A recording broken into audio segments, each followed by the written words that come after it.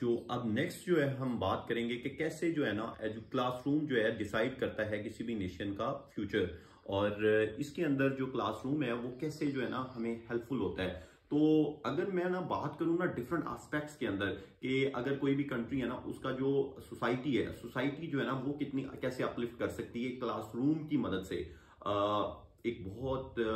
जो है ना जी अलमिया ये है कि हमारे मुल्क के अंदर ऑलमोस्ट 22 मिलियन जो स्टूडेंट्स हैं they are not going to schools. और ये एक बहुत तशवीशनाक बात है। और जिसमें हम लोग देखते हैं कि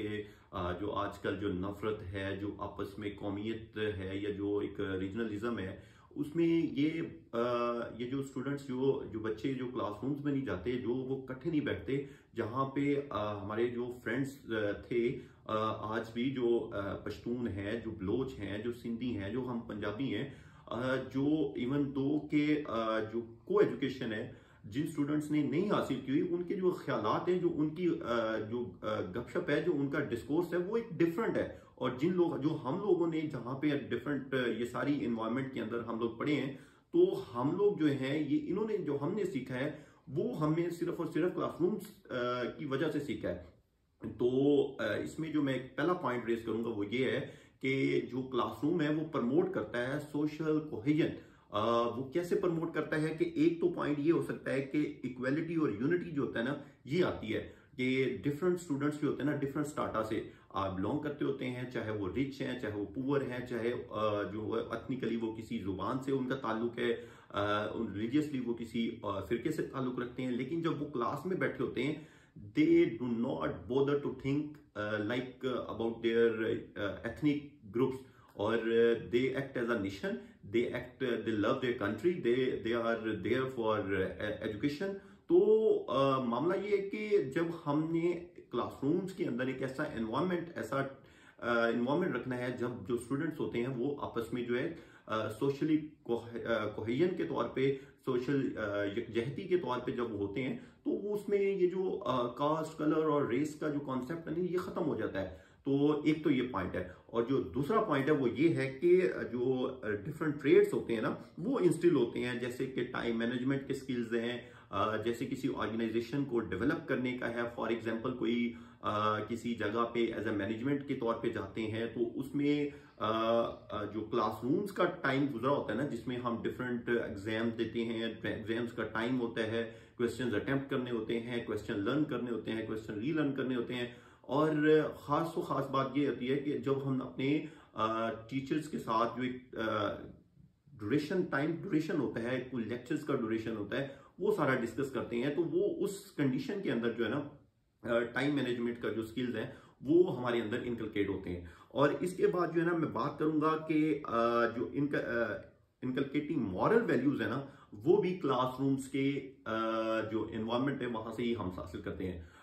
जो ट्रूथ है, जो राइट है, जो रॉन्ग है, इसके अंदर जो डिफरेंस है, या फिर जो एथिक्स होते हैं, या जैसे मैनर्स होते हैं, जो रिस्पेक्ट है, जो ऑनर है अपने टीचर्स की, अपने फ्रेंड्स की, अपने जो है फैमिली के ऊपर बात होती है, जो लेसन्स हम लर्न करते हैं, डिफरेंट कोर्सेज हम पढ़ते हैं, वो भी एक जो इन्वायरमेंट है वो भी हमें क्लासरूम से ही हासिल होती है। तो ये जो इस किस्म की ट्रेड्स होते हैं ना, ये बड़े फायदेमंद होते हैं। तो अगर हम अब मैं बात करूं कि क्लासरूम जो है ना वो मुआशी तौर पे इकोनॉमी वाइज हमें कितना हेल्पफुल करता है, किसी भी कंट्री की जो इकोनॉमिक ग्रोथ है, जो इकोनॉमिक डेवलपमेंट है, सस्टेनेबल इकोनॉमिक डेवलपमेंट, वो क्लासरूम में जो एनवायरनमेंट होता है उससे कैसे हम हासिल कर सकते हैं। फॉर एग्जांपल एक आर्गुमेंट है कि अगर आज जो है ना स्किल्ड लेबर चाहिए, स्किल्ड लेबर जो पढ़ी लिखी होती है, जो टेक्निकल स्किल्स सीखी होती हैं, चाहे वो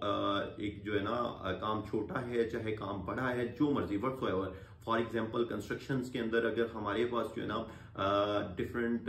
लेबर जो है वो चाहे आपके पास जो है ना मिस्त्री हो, मजदूर हो, या फिर जो है आप कंस्ट्रक्टर्स हो, या फिर आपके जो है कारपेंटर्स हो, पेंटर्स हो, तो एक ये है, या फिर आपकी जो ऑटोमोबाइल इंडस्ट्री है उसके अंदर है, या फिर जो ट्रांसपोर्ट की इंडस्ट्री है उसके अंदर आपके पास अच्छे जो है वो लेबर हो, जो गाड़ियों का काम, इंजन का, सस्पेंशन का, बाकी सारे काम जानते हो। तो इसके अलावा जो बाकी जो इंडस्ट्री है जिसके अंदर मैं बात कर सकता हूँ, टेलर हैं, बार्बर्स हैं, इनके पास जो है ना ट्रेंड होने चाहिए। इनका एक ये कैसे इन्वायरमेंट में बैठ के आने चाहिए जहां पे इनके अंदर एक कंपटीशन हो, एक इनोवेशन हो। तो फिर जब ये लोग इवन आउट ऑफ कंट्री भी जाएं, वहां से भी ये जो ये लर्निंग करें या फिर वहां पे जो ये रेमिटेंसेस पाकिस्तान में भेजें, तो उसका भी पाकिस्तान को बहुत फायदा होता है। एक तो कंट्री में overall it's a local country, local industry को फायदा हो सकता है, प्रोडक्शन में फायदा हो सकता है, डोमेस्टिक ग्रोथ, डोमेस्टिक प्रोडक्ट्स में फायदा हो सकता है, और रेमिटेंसेस की फॉर्म में भी हमारे जो कंट्री के अंदर जो फॉरेन एक्सचेंज रिजर्व्स होते हैं वो बेहतर हो सकते हैं।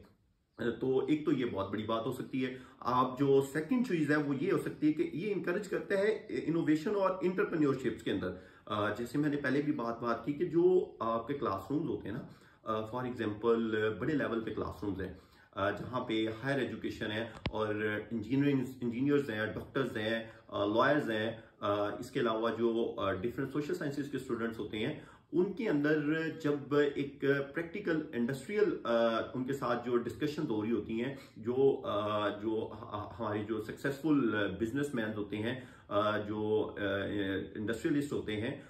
एग्रीकल्चरिस्ट होते हैं, वो जब उनका और स्टूडेंट्स का आपस का इंटरेक्शन होता है, उसके अंदर बहुत सारी चीजें जो है ना, बहुत ज्यादा कॉन्फिडेंस जो है ना बूस्ट अप होता है। तो उसमें भी जो इंटरप्रेन्योरशिप में भी बहुत सारे फ्रेंड्स जो हैं वो आज जो है, चाहे वो इंजीनियर्स ही हैं, लेकिन वो अभी अपना खुद का बिजनेस करते हैं, चाहे वो टेक्सटाइल के अंदर है, चाहे वो वेविंग का है, चाहे वो डिफरेंट आगे ब्रांड्स का बनाया हुआ है, या फिर डिफरेंट उन्होंने ब्रांड्स टेलरिंग के बनाए हुए हैं, सेलिंग के बनाए हुए हैं, तो मार्केटिंग के बनाए हुए हैं, और डिफरेंट कार्स का बिजनेस है, डिफरेंट रियल स्टेट का बिजनेस होता है। तो ये जो इंटरप्रेन्योरशिप या फिर इवन वुड का बिजनेस होता है, डिफरेंट बिजनेसेस हैं जहां पे मर्जी जो है ना आप अपनी इनोवेशन, अपनी आइडियाज को स्टेम करें और एक्सेल करें। अच्छा, इसमें ना मुझे अभी एक बड़ी ना जबरदस्त कोटेशन याद आ रही है। प्रोवर्ब है, बेसिकली कोटेशन तो नहीं है, प्रोवर्ब है चाइनीज की। वो कहते हैं कि अगर आपको जो है ना, मैं आपको उसका जो है ना मफहूम बताता हूँ, कि वो कहते हैं कि अगर आपने एक साल की प्लानिंग की है ना, तो आप ना कोई भी सीड बो कर दें, ठीक है। जब आपने सीड्स लगा दिए और एक साल की आपकी प्लानिंग है, तो उसका आपको फल मिलेगा। अगर आपने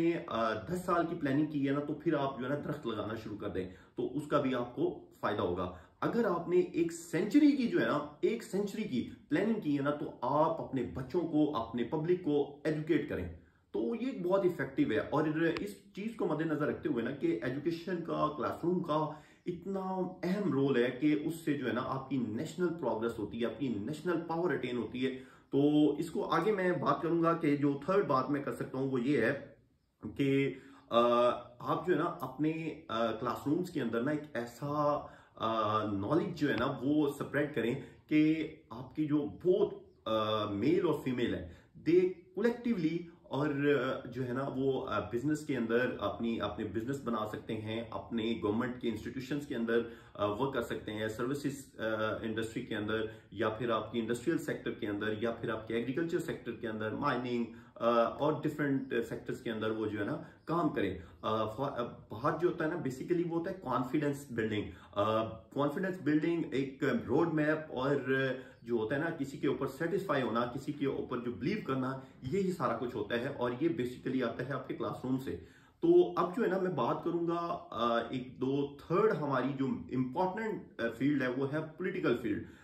वो मैं आपको नेक्स्ट जो है ना पार्ट में बताता हूँ, ताकि जो है ना मैं आपको मजीद जो हमारी डिस्कशन थी अपने फ्रेंड्स के साथ, वो मैं बताता हूँ कि क्लासरूम जो है ना कैसे जो है ना पॉलिटिकल फील्ड के अंदर हमें हेल्प करता है, और लीडरशिप जो वैक्यूम आया हुआ है इसको कैसे जो है ना वो रिमूव कर सकता है। ये नेक्स्ट फेज में बात करते हैं। Thank you so much.